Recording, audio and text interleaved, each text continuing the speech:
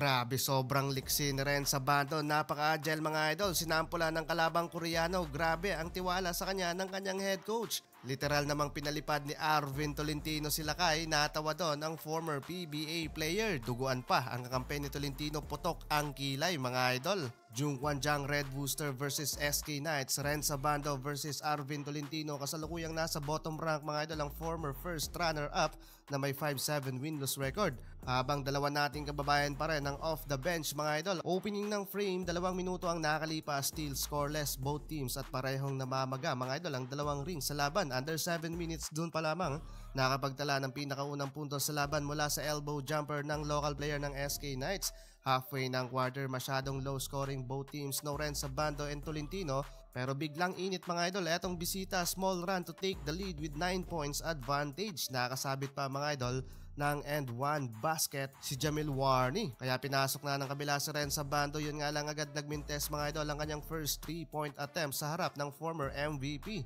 Habang pinasok na din mga idol ng kabila si Arvin Tolentino, instant impact sa depensa at nakapag-draw pa ng foul, sabay fake ka na rin sa Sabando. Literal na pinalipad dahil sa nangyari, napatawa ang former PBA player sa ginawa ni Lakay. Take over sa Ren Sabando bago magtapos ang first quarter. 5 straight points muna ang ginawa niya para maibaba sa 11 points ang kalamangan ng kalaban sa first quarter. Starting to build up ng momentum ang Jungkwan Jang 4-0 run mga idol ang ginawa nila sa opening ng second quarter. Kaya agad napa-timeout doon ang bisita, down by 8 points na lamang ang kalamangan dyan ng SK Knights. After timeout, eto nagkabatuan ang dalawang import sa outside shooting. Parehong open 3 yan mga idol, pero mas mainit mga idol etong kabila, ang JKJ Club. What a run mga idol ang ginawa nila, and just like that, down by 1 point ang lead ng kalaban. Borado mga idol ang 14 points advantage. Another tres na naman ang pinakawala ni Bryce Washington, home team to take the first lead mula yan sa assist ni Ren Sabando, at nakasabit si kabayan ng foul mula sa best player ng SK Knights na si An Yung Jun. Nagtapos mga idol ang first half, lamang na dito ang Red Booster 28-33. Ren Sabando with 8 points, 3 boards and 2 assists. Habang sa kabila mga idol, off the bench, Tolentino 5 points and 1 rebound. Mainit pa rin si Ren Sabando, mapa-opensa at depensa, 3-pointer to start this third quarter. Grabe yung init ng laban mga idol, sobrang intense hanggang sa nagkabatuan na sa outside shooting ang home team at visiting team. Halfway ng quarter, nakakabawi mga idol ang SK Knights sa magkakasunod na turnover ng JKJ Club.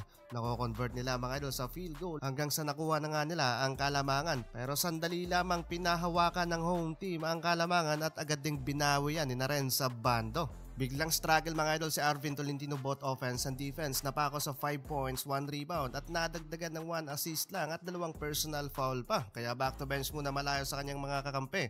Both struggle mga idol dito sa fourth quarter. Pagdating sa opensa, biglang alat mga idol. Kaya pinasok na si Ren Sabando, and 3-pointer mga idol ang agad sinagot sa kalaban. Napabilib kay Lakay ang mga Koreanang fans sa transition. Eto, hype na hype pa ang bench ng JKJ Club sa chase down block ni Lakay. Hindi lang yan, parang sinapian din ni Steph Curry si Lakay at nagpaulan ng tres mga idol dito sa laban. Leading scorer pa so far. Yun nga lang, na comeback mga idol. Sayang ang best scoring ni Ren Sabando dito sa laban.